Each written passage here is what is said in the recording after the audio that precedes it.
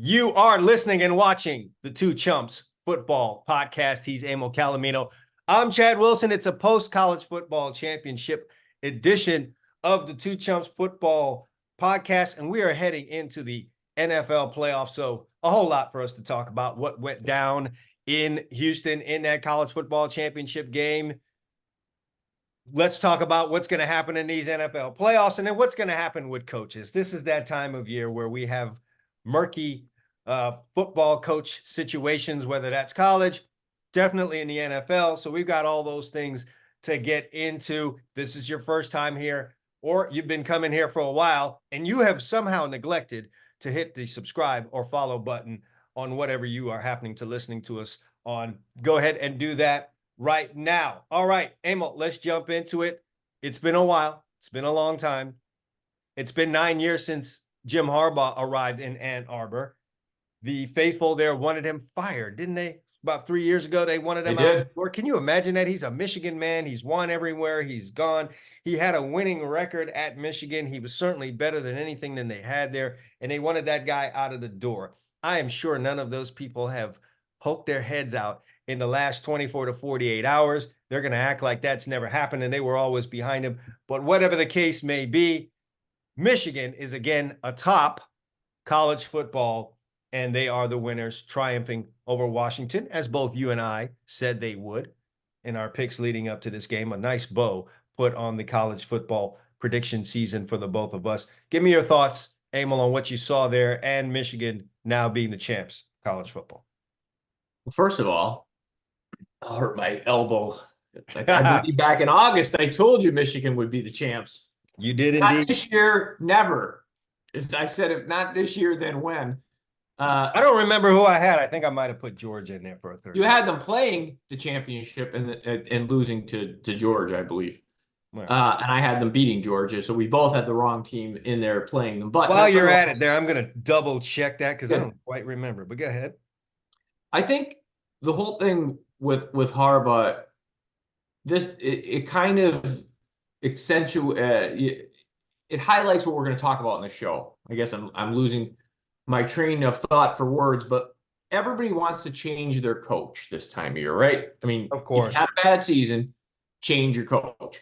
And that was what people thought, with Michigan. They figured Harbaugh come in here and we'll just go from whatever they were under Brady Hoke, 6-7, 7-6, 8-5.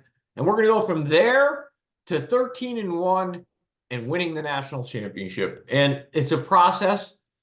And our society today does not allow for that process to play out. And that doesn't mean that you should never move on from a coach. I'm not saying that. But you always had a rule, which I kind of liked. I'll give you credit for it. Give a guy 5 years. Unless it's an abject disaster where you could look and say, this isn't going in the right trajectory.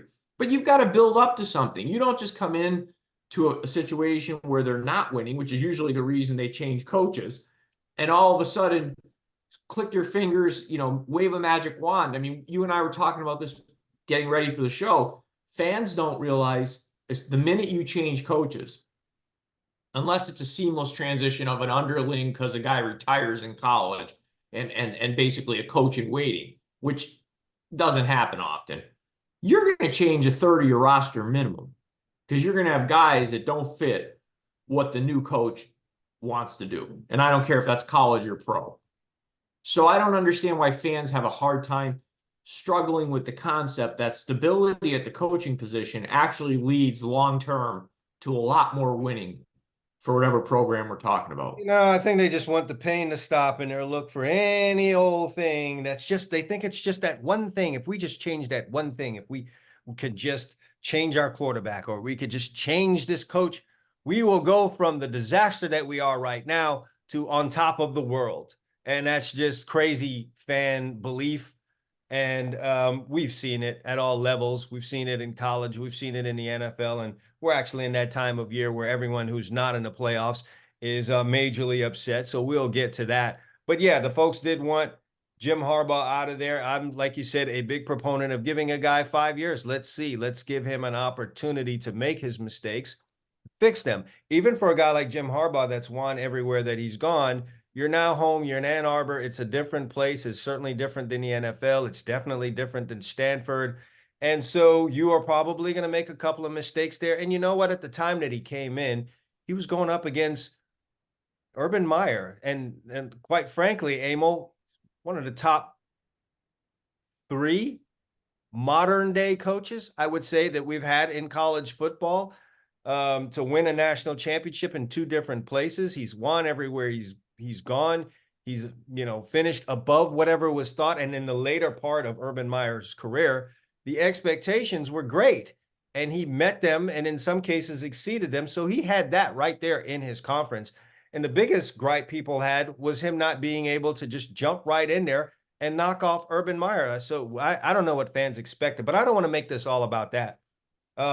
There's plenty of things to talk about surrounding Michigan's championship. I thought if we just talk about in game, what happened there, it became readily apparent that Michigan's physicality, and we talked about it in picking the games, that they're going to, a Jim Harbaugh coach team is going to try and find out pretty early in the game if you really feel like playing football today. It's old school football.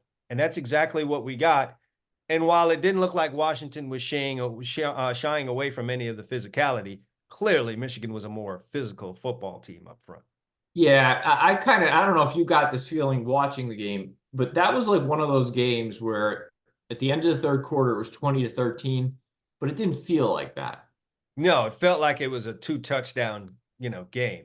Yeah, you kind of felt like you're watching a boxing match and one guy was just landing body blow after body blow. And you knew at some point in the 9th or 10th round, this guy was going to drop his gloves, his head was going to drop, and he was going to get knocked out. And that's kind of what happened in this game. I think the body blows the first 3 quarters of the game really took the life out of Washington. And that's really how Michigan goes about playing football. They treat every opponent like a tree, and they're going to just chop away at that tree. And they know eventually you're going to fall and this is going to all be over with, So kudos to them on executing that plan.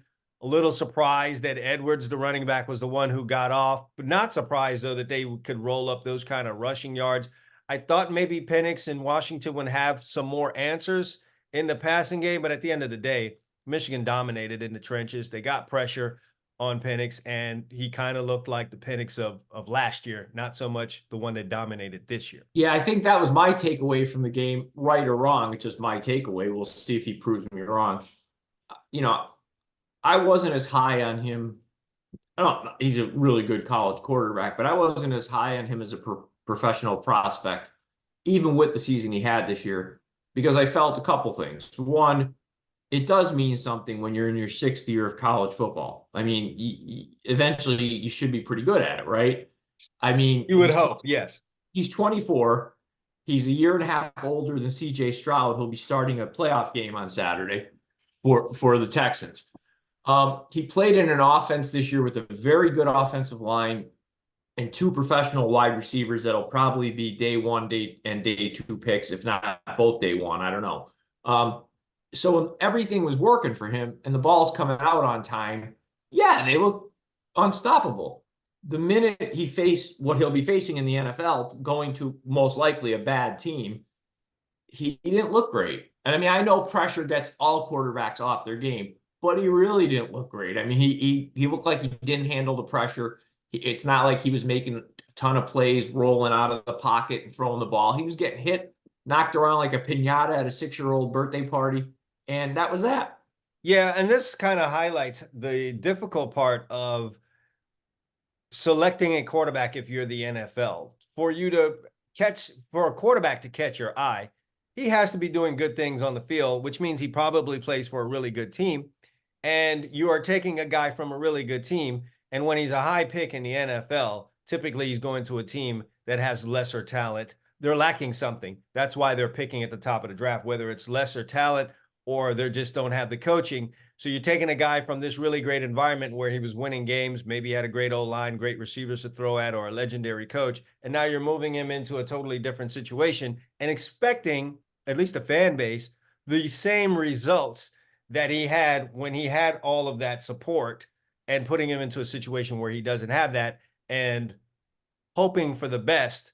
Yeah. And it's really And it's you know, really if you absurd. notice, and you and I've talked about this on previous offseason shows more so, but if you notice the guys who tend to do well, generally speaking, in the NFL, they're guys from Power Five conferences, but not necessarily dominant teams. Guys who played No, middle games. of the pack of their conference. Right. They weren't great receivers around them. There was always guys around their feet when they were throwing the ball. That stuff doesn't bother them. The windows were a little bit tighter. They weren't throwing the guys open by 5 yards. Yeah, Drew And Brees, Purdue, yeah, middle yeah, of the pack, Big Ten team. yeah. Quite frankly, Tom Brady, Michigan was kind of a middle of the pack. Just there were like 2 or 3 teams usually better than. Yeah. So that kind of thing. So I just wanted to point that out. Now, Jim Harbaugh, you beat. Well, I don't know. He's still fighting the case against him in terms of the sign stealing. And now there's all kind of steam and noise and rumors that he's close to being the coach of the Chargers, or the Bears would be interested. The Bears put that to bed today by saying they are bringing back Matt Eberflus. Yeah. You're not coming back though, Matt, unless you tell everyone on the offensive side to clear out their desk, which he ended up doing today. The entire offensive side of that organization has been fired. But so he's not going to Chicago. No. I don't know where he would be going, Emil. I mean, Well, there's this love affair with this rumor of, and maybe it will come to fruition, of him to the Chargers. And here's the thing, and this is just me talking. I've watched enough of their games, and I get that nobody made their more games, fun. meaning Chargers. I've watched enough Charger games, and nobody's had more fun making fun of the former coach there, Staley. But I'd see the arm talent, but I don't see the quarterback in Justin Herbert that everybody else does. He might be a coach killer. Certainly, Staley made his fair share of questionable decisions in game and so on and so forth. But that was only a small part of what's going on there. The truth of the matter is, yes, we're seeing the tall, gunslinging quarterback that we all, as fans, always tend to fall in love with. But outside of going for it too many times on 4th down, Emil, Justin Herbert has not led this team to the playoffs. They've not had winning seasons, and he's at the head of this. I've seen so many other quarterbacks take heat for their team not winning, and for some reason that doesn't seem to fall on his shoulders. So I don't know. It's really bizarre to me, and I said this earlier this year on one of our shows, that, and I you know how I feel. He looks the part, right? Let's be honest. 6'5", 240-pound white guy with like hair all over the place. Like, he looks the part of an young NFL quarterback, and God knows he has a great arm. And then you look at him and you look at the heat over the years that Dak Prescott catches. Yes. You look at this Dak Prescott stats. You look at his win-loss record. I happened to look it up. You know what he is? 73-41. 73-41. Tell me how you luck your way into being 73-41.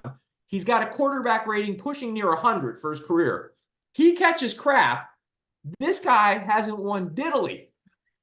And everybody wants Justin Herbert. Yeah, it's because his coach goes for it on 4th and 10 from his own 25. I guess that's what people want to say. To me, Justin Herbert right now is Gavin Newsom. Looks good on paper. But when we look at the record, I don't know. You watched all 22 film. How many games have you watched the Chargers where he has a chance to make a play and he'll miss a guy streaking 20 yards down the field to overthrow him? I mean, I've watched enough of their games where I've said, that's a play you should hit. He's had a pretty good back in Eckler. You've got Keenan Allen, a top receiver in this league. And Mike Williams, when he's healthy, is a pretty good number 2, since that's what he is. If we're calling him a number 2, that's a damn good number 2. So I don't know, but that, the people at large seem to think he's the reason any coach to the point here. We went a little, I diverged just on Charger talk. So they say Harbaugh to the Chargers. And I don't know enough about Jim Harbaugh personally. I only know what I see on TV, right? He's a quirky guy. He's not like his brother. His brother is very personable. When he does an interview, John Harbaugh really handles himself well. Jim's kind of like socially inept. He doesn't get sarcasm. He really doesn't read the room. He's just kind of like, This is what's me. going on? This is me. Do you really see him in Los Angeles? I don't see him meshing with ownership for the Chargers that we No. all know is choppy. So now they're saying the Raiders. Okay, so that's the other rumor. Okay, so he's going to go to the Raiders. that's a powder keg. It could be great, or it could be the worst thing we've But ever who's seen. their quarterback? They're still Jimmy. Who's the quarterback? Jimmy Garoppolo? I don't know. Mark Davis is still getting that haircut where they put the ball. I mean, wait, is that really? I mean, he may fit in with Davis. Actually, the more I think about it, him and Davis might be like, They might be on the same wavelength. They Yeah. may use the same Wi-Fi in life. But let's be honest, when you have coach openings, usually not the greatest situation unless a guy retired with the Lombardi trophy in his hand. So we can nitpick all of these openings and these organizations, which we can attempt to do right now. Amos, a good segue into the next thing we're going to do on the show. Oh, wait, let's just put a little bow on the college season. Just so we both won our game. I want to give final records here. Yes. Took the time here to add them all up. Chad finished the year in college football. Sit down, folks. 36-17. What is that? Well, 36 and 67, 18 and 68%. 68%. I really wanted that 70, but I'm not going to be a jerk off. 68% is. I finished 30 and 23, which, by the way, is a pretty good record. I mean, I'm picking 57% or so. There you go. And I'm What embarrassed. do we need to be profitable? You only need 52.3%. If you bet the same on every game with the VIG, you need 52.3% to be profitable. Anything over 52.3%, you're a winner.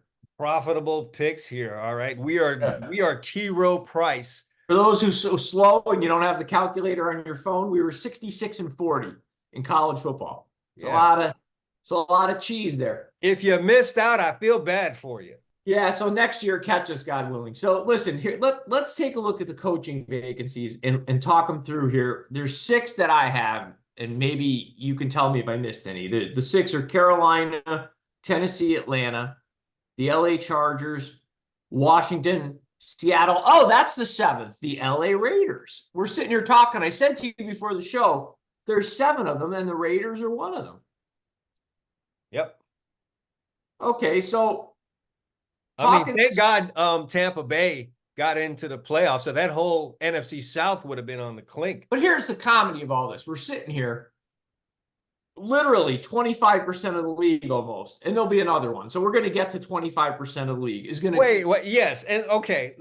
Listen, I hate to do this. I hate to make a left turn here, but before we jump into this discussion, can we just spend 5 minutes talking about what happened at the end of that Saints Atlanta game? Oh, we cannot have a show. Yeah, well, first of all, the fact that Jameis Winston is involved in it. Oh, it's so classic. It's the greatest. It makes so, for those of you who didn't follow along at the end of the game, the Saints were putting one on the Falcons Sunday to end the season. They still had a shot at the playoffs. Scores 41-17, roughly a minute and a half left in the game. Falcons throw an interception. Saints return it to the 1-yard line.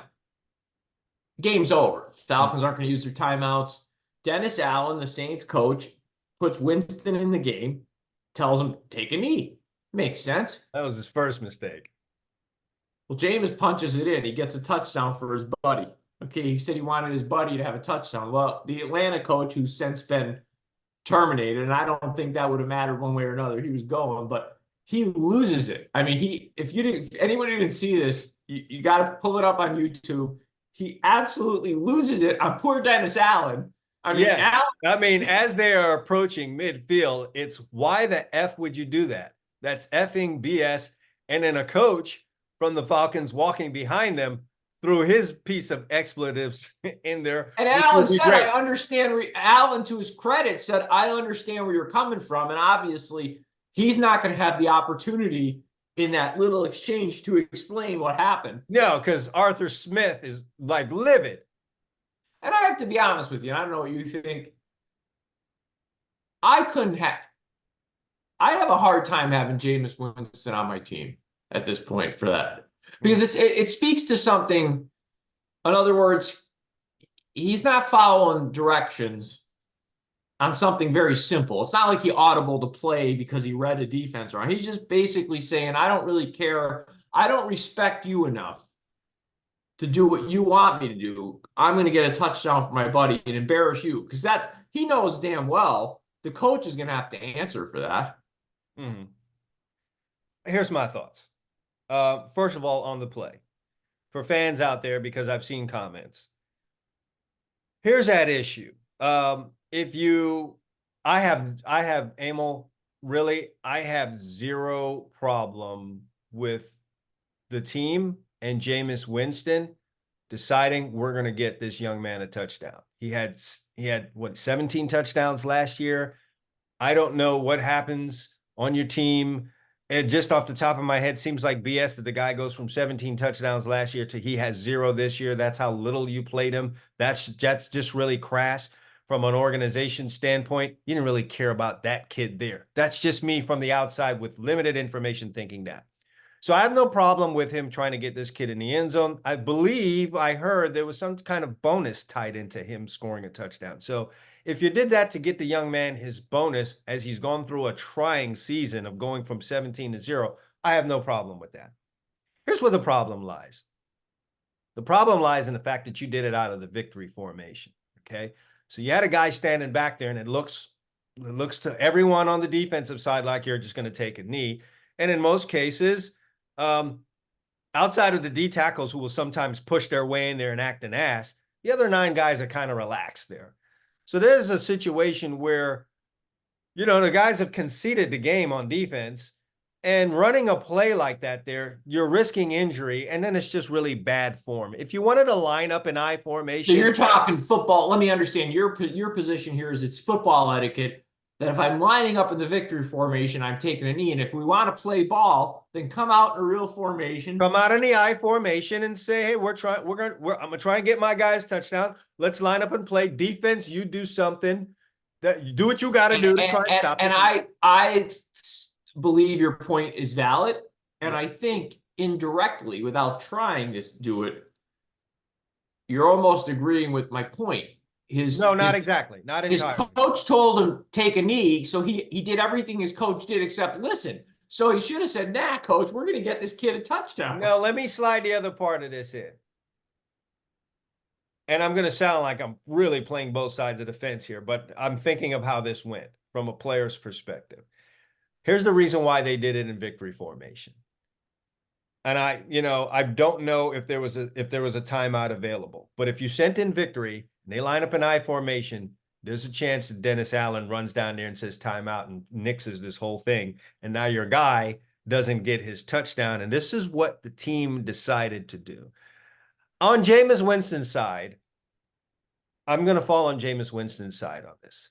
Sometimes a coach is not really thinking about the players. He's thinking only about himself, maybe staff, things of this nature, stuff that has nothing to do with the players. At the end of the day, Emil, it's these players. It's about these players. These are the guys putting it on the line. These are the guys suiting up every week. These are the guys getting hit in the head, going into concussion protocols, fighting with the league after they're done over insurance just to make up for the way they laid their body on the line. So if the group of guys got together and said, hey, man, let's get our man this touchdown, blah, blah, blah, because, coach ain't really thinking about that right now.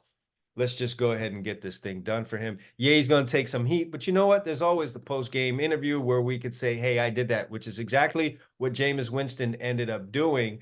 I'm okay with that. And listen, to be quite honest, that organization kind of took a dump on Jameis Winston too. So I don't think he's okay. At the end of the day, here's the problem with that. At that point, the Saints weren't eliminated from the playoffs. Now you got a whole offseason to let this simmer. Either they'll bring Jameis back as a backup or they won't, but whatever. I think that's going to be a problem if they don't in that locker room.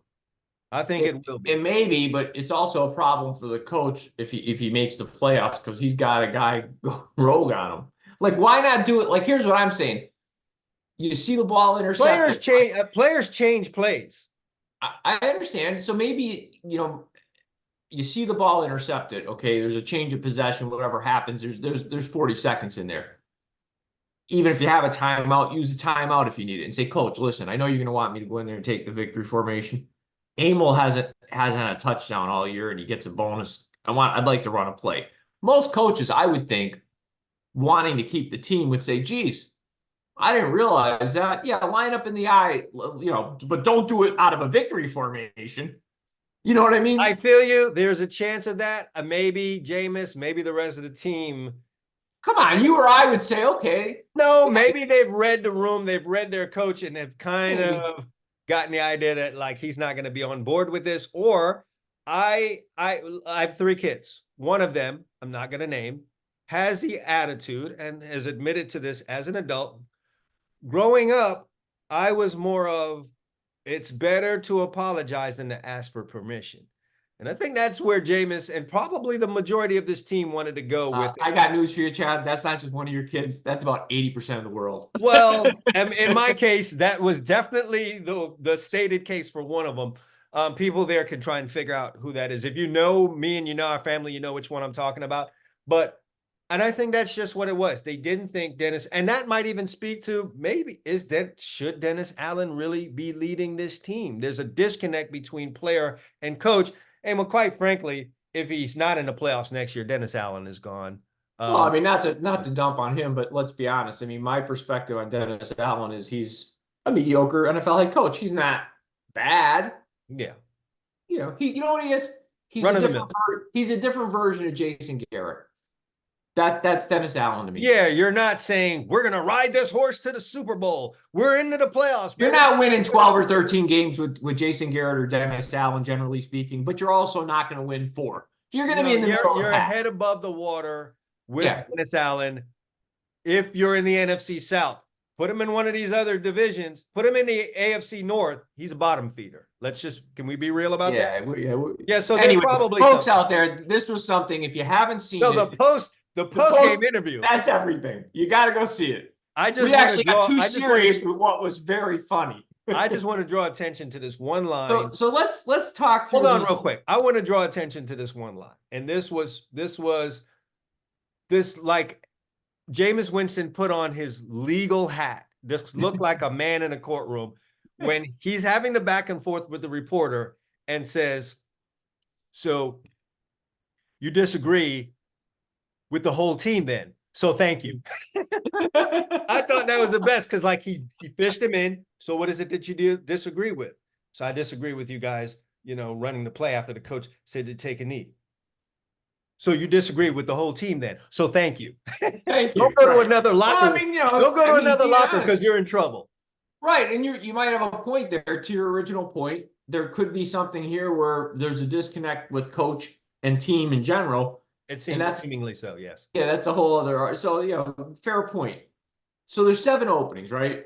Let's talk these through together and see if you and I can get some consensus as to what's the worst. I think we're going to agree on the worst opportunity. I don't know, but I think.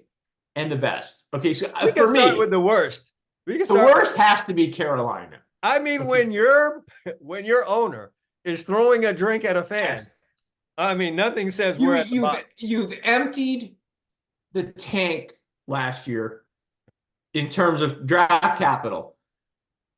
And we admit, you and I both said last year, we weren't sure on any of the quarterbacks coming out. I still remember our shows. Yes, very. I know one thing. We both, I'm almost certain you did too, thought Stroud was a better bet if you had to make the bet because he had prototypical size and arm strength, 6'3", 220.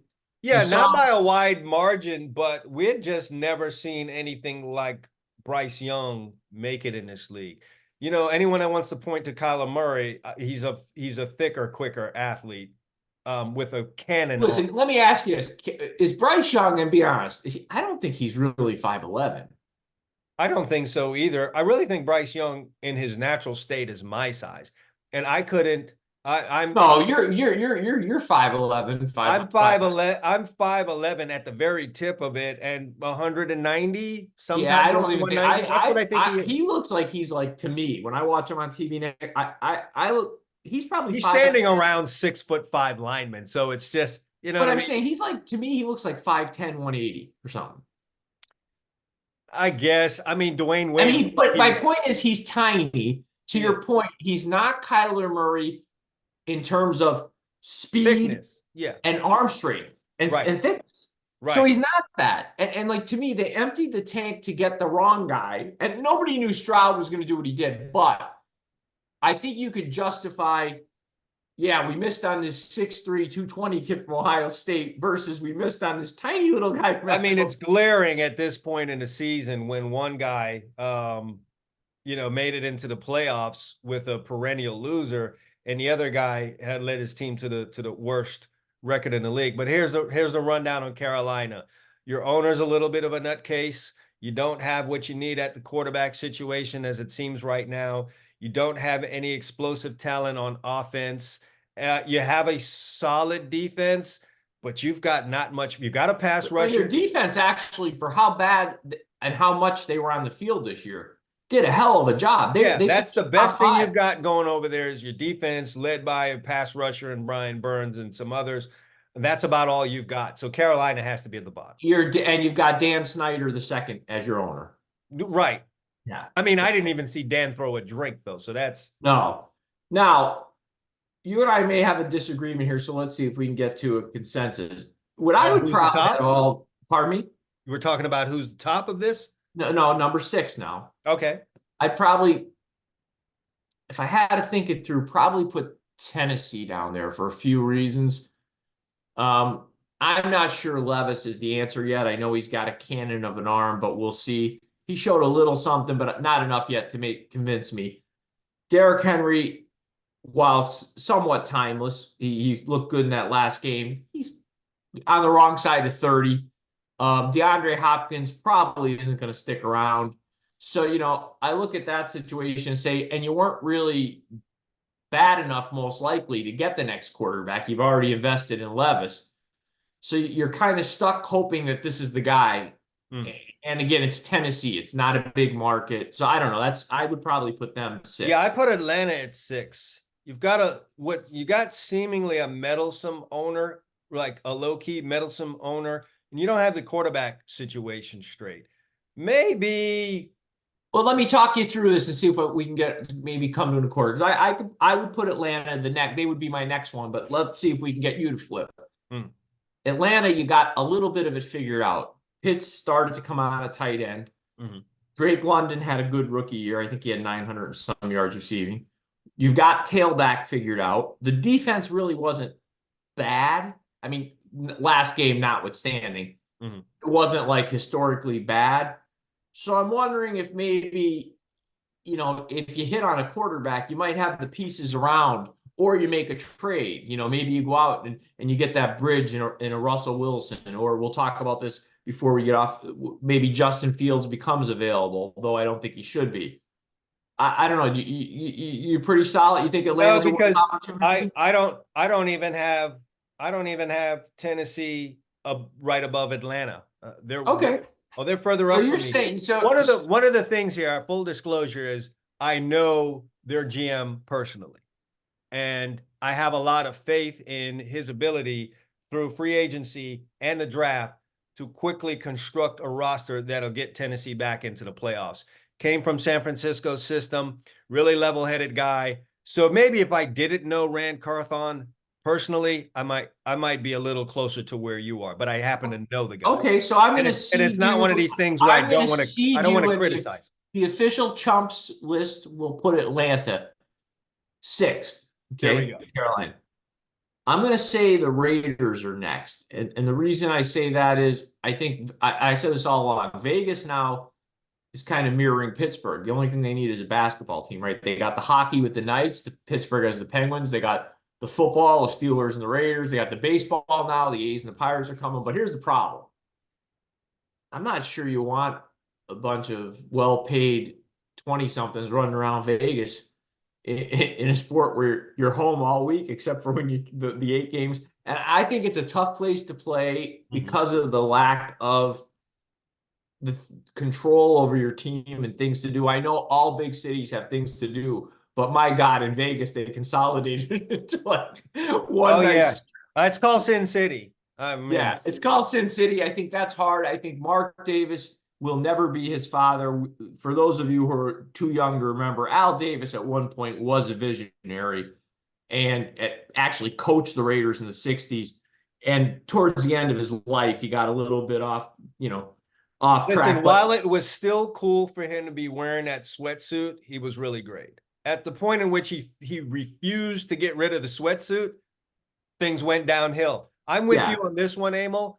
You have an iffy quarterback situation there. If I'm being kind, you've got ownership problems. You're in Sin City, and we've already seen issues with players there. I mean, I happen to live in a city where you could get into a lot of trouble too, and I've seen that with the Dolphins over the years. Like when I first came down here, it was right before South Florida took off, and the Dolphins were a Super Bowl team. They were in Super Bowls. They were going deep into the playoffs. Yes, you had Dan Marino, but there was less trouble to get into. And as the time has gone by, it's just been more and more difficult to keep guys focused, keep them out of the BS, and have that kind of a team here. And you're talking about, this is all new, having a franchise in Las Vegas. And I think it's going to take some time to kind of figure out what's going to happen there. So yeah, on the Raiders. Okay, so we got the Raiders fifth. Now I'll let you say fourth. Who's fourth? Because obviously, is it Tennessee? Who do you got fourth? I have fourth, Washington. Now tell me why. I'll tell you why. I would put them higher, but tell me your reasons that I was teeter-tottering between Tennessee and Washington in 3 and 4. Washington has new ownership. So we're going to find out how good they are. It has to be better than what it was before. No doubt. Well, Josh Smith owns two other teams. He owns the Washington Capitals, who a couple of years ago won a Stanley Cup. Mm-hmm. He owns the 76ers, who are still, which is crazy to me. Yeah, I know it's kind of weird to own teams in all these cities. He owns. What if the 76ers win the championship?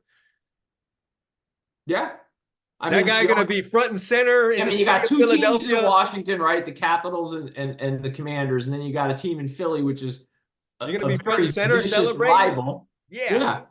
Anyway, Emil, that's the thing for me is I'm not sure about Sam Howell. All right. And then that organization has been beaten down so long. It's like there's a timeout. Stop with Sam Howell. He's not going to be their quarterback. They got the second pick in the draft. Hey, you want me to hitch my wagon to some rookie?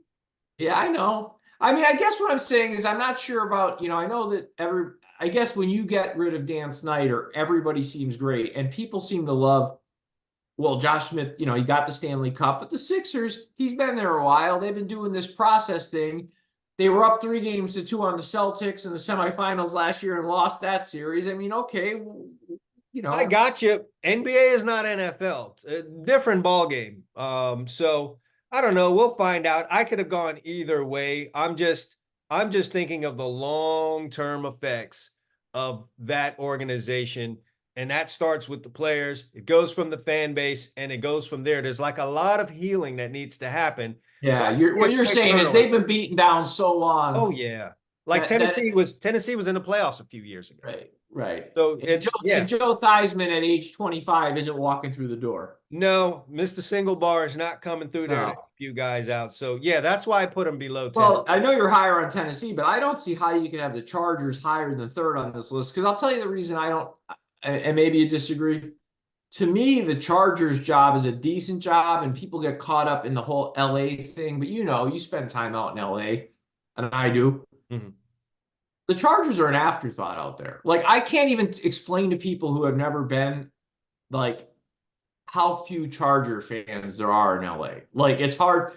Like, when you're there during football season, like every place, I would say the biggest team the Cowboys have a huge base out there because they train out there. I would put the Raiders, believe it or not, still as the most popular team in Los Angeles when you look around from their time in the 80s. And then the Cowboys and 49ers have big fan bases out there. Even the Steelers do. Probably the Rams are fifth. And honestly, there's probably 5 other teams with more fans out there in sports bars. There's bars in the city where they're only Eagle bars, or they're only... I was in an only Bengals bar. If I go out there and see 10 people wearing Charger stuff in 4 or 5 days, that would be a lot. True. I will say this. The Rams had that same issue when they returned back to Los Angeles, and all they needed to do was win to fix it. So if the Chargers could get themselves into a situation where they get the right coach and they start winning, suddenly you'll see some powder blue and some gold paraphernalia being worn around there. I don't care what happens with the Rams or the Chargers. You're just not going to be bigger than the Raiders for several reasons in Los Angeles. I think it's Raiders. It's probably 49ers, Cowboys in Los Angeles. Well, The Raiders. it's about the 49ers. colors, Emil, if you can read between Raiders the had lines. the Raiders colors were the whole hip hop scene in the 80s, and they won a Super Bowl there. Okay, so Yes. the Raiders will always be big. The 49ers, even though the cities don't like each other, the 49ers are good. And they have a base in California that goes down there, and the Cowboys train out there. But the Rams were there for almost 50 years. No one cared. You're talking to a Ram fan. I know, but I think it was easier for them to at least establish something. For me, I just think the Chargers, I mean, yeah, if they won big, people love bandwagons. I get that. Yeah, get to the AFC Championship. You'll start seeing. So where do you put the Charger job? I have the Chargers at 2. Biggest reason being, if Justin Herbert's the best quarterback situation of the openings, I'm making it closer than people think with Seattle, because I happen to like Geno Smith an awful lot more than people. So wait, you have Seattle 1. I do. Chargers. So 2. Do I. Yes. To me, it was clear cut when I heard Carroll leaving today that Seattle's number 1 because of a couple of things. I think they have, more than anything, stable ownership, stable GM situation. Town loves the team. Town loves the team, winning culture that Pete's leaving behind, won a Super Bowl. Within the last decade. Could have won 2. Yeah. Yeah, within the last decade, you technically won 2. So that's why I would have them at the top, and so how about if I know they said today in whatever little press release that they had that they're going to keep Pete Carroll within the organization, whatever. Listen, Emil, if you see Pete Carroll on game day, pregame, throwing the football around and hugging players and all that, this guy has the energy of a 42-year-old and he's 72. I don't know how much he's going to like sitting upstairs, sitting in a desk and not having the day-to-day contact. What if he became the Chargers head coach? I mean, it's wouldn't possible. That be a wild situation? I mean, I'm back sure, in Los Angeles. I'm sure that however they departed to leave him with his dignity because he brought them a championship, that in there he can leave and coach another team. So it wouldn't surprise Pete Carroll as LA Chargers coach, do you think we sell some more T-shirts and yes, Pete Carroll could sell anything. Yes, he could sell anything. There you go. Maybe a Chargers So shirt basically, the way we see it together, talking this through, Seattle's 1, Carolina's last. We know that. And we've nailed the bookends on this thing. Yes, and the Chargers you like 2nd. I could see that. You've got Tennessee 3rd, Washington 4th. Raiders. I'll give you a flip-flop on that. Maybe you go Washington 3, Tennessee 4. The Raiders are. The only thing I say with Washington is they have a sleeping fan base that's huge. And back in the day, I mean, the Cowboys always sell the most stuff. But I'll tell you something. When they had the Redskin paraphernalia and they weren't bad, back in they sold a lot of merchandise and they had a lot selling though Commanders. I mean, I remember the black guy. No, I'm not talking. What I'm trying to say is there's a big fan base. I feel you. I think they were on board with the. Do you remember the black guy that used to be in the stands that had? Oh yeah, sure. With the remember him now with the Commanders. The 2 black guys, the Redskins, the Cowboys guy and the Redskins guy. Yeah, they used to fight all the time. But I mean, you're right. That we're making jokes, but that is part of it. The whole change the name back. Yes, I mean that had. By the way, there's a petition for that. What do you think? Should we handle some playoff picks and get out of here? Let's get it done. I'm gonna go first today, but I'll recap last week. Yuck. Just say yuck. Next year, week 18, I think we're going to skip. Handicapping week 18 games is a fool's errand. I think we ought to just take totals on week. Yeah. Last week, we were both 1-2. Okay. I lost with the Colts, a game I could have won. I'll still wonder why on 3rd and 1. with Jonathan Taylor pushing about 200 yards. They didn't run the ball twice. They decided to twice pass with their best player having a great night. That will always confuse I feel me. horrible for the kid that dropped that football. You know, he took the blame, but I'll be honest, that was on both people. Yes, he got his hands on it. Good for him to be a stand-up guy. Quarterback's got to put that ball on him. That was not a good throw it throw. straight to his chest. Yes. But he did have to wrap it around a guy, Whatever. So I took a loss there. I took a loss on the Bears. As Chad said, he watched that game on the 22, right? They got waxed. And I got a win on the Bills against the Dolphins. Josh Allen tried to give that game away. Okay. Oh boy, did he try. I was live and in person on that one. And Emil, that time when he rolled right and just hung it up into the end zone, I was like, this guy doesn't respect the position at all. No. So I finished the regular season 31 wins, 22 losses, and a tie. You were 1-2. You had the Bears as well.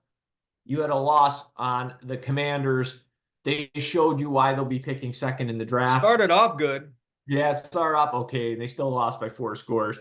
They deserved that number 2 pick. And then you got the Raiders. That was a good one. They went out and they're trying to get that job for Antonio Pierce. I don't think it's going to happen, Emil. You know what? And I like Antonio Pierce. I don't recommend that they do that. No, a lot of times those things don't work out long term. The players rally around a guy they want, and they want him for a reason. Yeah, and for Antonio Pierce, you've been in the league for 2 years. I would say go do these interviews. You probably will get a few. Probably won't get a job, but I think further on down the road, you will thank yourself and anyone who didn't hire you for not putting you into that position before you were ready for it, because I don't want to get political, but for us, I'm talking about black coaches. When you think that first time, it's one and done. You don't really get a whole lot of shots. So season yourself. I'm not saying forever. Let's not do one of those deals. But I think in a fairly decent amount of time, he will make it apparent wherever he goes that he can get the most out of players. Just get more experience and then picking the right job is important. So definitely. So what I end up you have some work in the playoffs. You were 26-2 in the NFL, but you kind of get a pass because of that college season. So we'll let you go. Hey, listen, this is my time of year when it comes to the NFL, so I fully expect to move above the Mendoza line solidly. So we have some picks here. I'm going to start. We'll cover them pretty quickly. I'm going with the Chiefs -4. I think the Dolphins. Oh, why would you do that? Well, a couple reasons, right? Not just the weather, but 15 degrees or 10 degrees in Kansas City is not Miami Dolphin type weather. But more importantly, I look at the way the Dolphins season ended. They really ran a gauntlet at the end of the season, okay? They played Dallas Christmas Eve, really physical football game. They kicked a field goal at the gun and won 22-20. They come back, go on the road the next week. They peered out of gas, got crushed by the Ravens. And then back again for the AFC Championship, East Championship, the game you were at. They lose a tough one to Buffalo. And I think when you're sitting there a 2-game lead with 2 games left and you lose your division, I think that's a gut punch. And they're going to be playing an experienced Kansas City team that I don't really love this year, but I think it's the right situation for Kansas City. So I'm going to take the Chiefs -4. Then I go to the late game on Sunday night, and this is a game I kind of had circled. I like Sean McVay as a coach, and he showed me a lot this year. To have the Rams at 10-7, I'll be honest, I didn't expect it. They played much better than most people expected. He's got a quarterback that won a Super Bowl. This isn't a revenge play because Stafford asked out of Detroit. This is just purely, I think the Rams got 2 receivers. Detroit's going to have a hard time covering them. And as much as I like Dan Campbell, I liked him as a player. He was a tough guy. I liked him as a coach. He sometimes shows his emotional immaturity with the whole go for 2-3 times in Dallas. It was like, he went on tilt, as we say in poker. And Sean McVay is an assassin as a coach. So I'm going to take the Rams +3. And then here's one for you finally, folks. Tampa Bay's getting 3 at home. They didn't do the Eagles a favor here. The Eagles have lost 5 out of 6. At one time, and it seems like a long time ago, they were 10-1. Had the best record in the league. They lost 5 out of 6. No team has ever lost 5 games in the December-January window of the regular season and won a playoff game. Wow. And that's what they need to do here. They didn't do them any favors. Maybe they make them a 2.5-point underdog. The Eagles are a little motivated, disrespected. They're telling them, you lost 5 out of 6 and you should go on the road and win. I'm going to take the Bucks +3. Summarizing it, Emil likes the Chiefs at home against what will be the snowed Miami Dolphins -4. He's taking the Rams in the, what are they doing there, playoff game against the Detroit Lions. They're +3. He likes them as underdogs. And he's also taking a home dog in Tampa Bay against the struggling Philadelphia Eagles. All right, here's where I'm going with this. Cleveland has been a solid football team all year, Emil. We love the story of Houston. We love the D'Amico Ryans coming in and rising this whole organization out of the ashes and getting them to the playoffs. It's a really, really nice story. But at the end of the day, inexperienced head coach, rookie at quarterback. I think things come crashing down here. Cleveland plays really smothering defense. They're getting a whole hell of a lot out of Joe Flacco. Who knew this guy was coming to be the savior of their season? Because it seemed there for like a little minute that they would be sliding out of these playoffs. Let's not forget that this same Cleveland Browns team last month went into Houston and beat these guys by double digits. I think they have the formula. I think it's a tough matchup for Houston, and we're only asking Cleveland as I think the better team here to lay less than a field goal. They're 2.5-point favorite. 2.5 at our sponsor, Bovada. Yes, that's right. I'm going to ride with Cleveland on this one. I'm going to side with you on Kansas City. Much as I love the hometown team and the Dolphins and all the guys that I train and work with there, I think this is a really, really bad deal for them. First of all, as you said, it was a tough little run for them down at the end of the season, both between losing 3 out of their last 5 and the type of teams that they had to play against. It was a tough deal. They've lost both of their edge rushers. Xavier Howard is not going to be able to play in this contest, and they're just kind of beat up. In those last few games of the season, quite often I saw the training team have to come out on the field and grab a Miami Dolphins player, and nothing says physical like this, like the snow. All right, this might be one of the coldest games on record. This is definitely tailored to what Kansas City, who, as you said, has not just been the greatest team this year, but I think they're in their element, both in terms of the weather and the time of year. They're experienced in the playoffs, and asking them to cover 4 here is probably not that big of a deal. We're going to find out really early whether or not Miami feels like playing football. I will tell you today, Emil, we are nowhere close to 0 degrees here in South Florida. Don't rub it in. This is going to be a problem for the Dolphins as they travel out to play that game in Kansas City. Guys, you should have handled your business at the game I was in attendance at last week. You'd been home this week. And then finally, Emil, I'm going to stay. That's those very same Buffalo Bills. Seems like a good time of year for them too. And they're getting probably one of the weakest of the playoff teams in this postseason in the Pittsburgh Steelers. They just don't have it offensively. Yes, they can play some defense, but at a certain point, you just crack. And right now, I just love the momentum that Buffalo has built up for themselves towards the end of this season. 5 straight wins, and some of them you've just looked downright powerful. You go to Kansas City and win. You blow out Dallas Cowboys at home, and then you find enough in you to come from behind against your division rival in a must-have-it game. So I really like the where Buffalo is right now. The 10 points seems like a lot. But, man, once things get rolling in a home playoff game against a team that's not sure they should be there, things can run off the rails really fast. Kudos to Pittsburgh for getting to the playoffs. I really think you're one and done. It was a good season, all things considered. TJ Watt's not playing this game, so. Yeah, a lot of bad stuff. A lot of things not moving in Pittsburgh's direction with, again, Buffalo having all the momentum. So I like them as the double-digit favorites in Let this. me recap yours because we picked 5 of the 6 games, and before we head out, we'll talk quickly. Chad likes the Browns -2.5. Good pick there. I like that too. The Chiefs -4. And then he is going with the Buffalo Bills -10. So we missed one of the games. And I'm not going to jinx it because I wasn't going to pick my team. Anybody who listens to the show knows I'm a diehard Cowboy fan. That line is 7.5. The hook kind of pushed me off it. And don't get me wrong, I think Jordan Love's had a hell of a season. And I forget the time frame on this stat I just read. Do you know what quarterbacks' records are making their first start in the playoffs? No, but it would help me because I'm fading CJ Stroud. What is it? 15-34.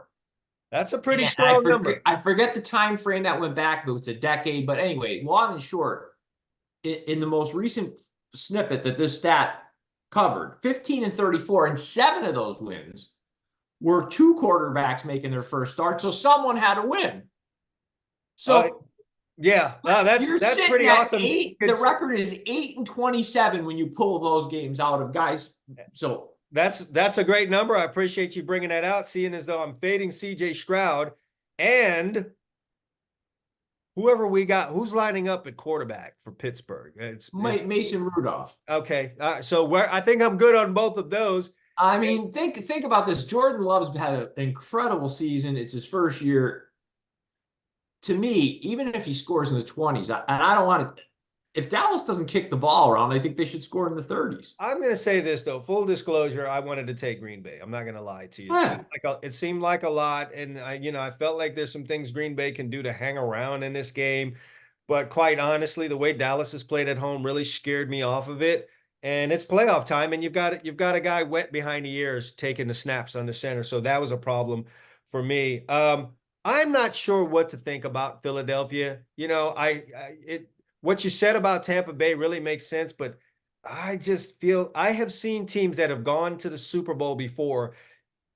You know what scares me too with Philly? If they rested last week, realizing that the risk reward was small, they're coming in beat up. AJ Brown, I don't know if he's been cleared to even play yet. He didn't tear his ACL, but he really got hurt. They lost their safety. I think it's Sidney Brown. I think he tore an ACL. Yes. Hurts dislocated a finger and played poorly when he came back. So we don't know what that. To me, I think the line is based purely on the fact that recency bias. I will say this, Emil. I've watched Philadelphia's all 22 last few weeks. A really disastrous defense. Listen, who's the nothing kid? Makes sense. Nothing's making sense. From Texas. He has a big presence on social media, and he's on the college football. Emmanuel Acho. Great at breaking down film. I saw something he did.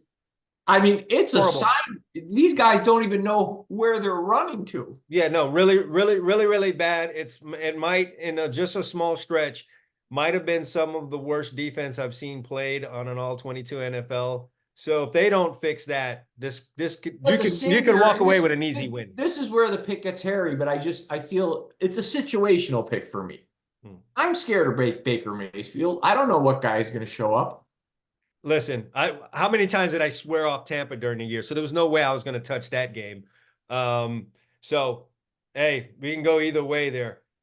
Next show, listen, we took up enough time today. Next week, maybe we'll talk about some of the top quarterbacks in this draft, because there's quite a list this year. It's starting to build guys who I think that's going to make for a very interesting. And we could talk about maybe what we see as some of the better situations for each one of them. Yeah. Finally, on the way out, if you've hung around this long, we appreciate it. I do have this question for you guys out there, and especially for our YouTube audience. You guys can drop your answer, what you think it is. Don't cheat. Drop your comment with your answer on this. There have been 57 Super Bowls. We're going to be playing the 58th at the end of this playoffs.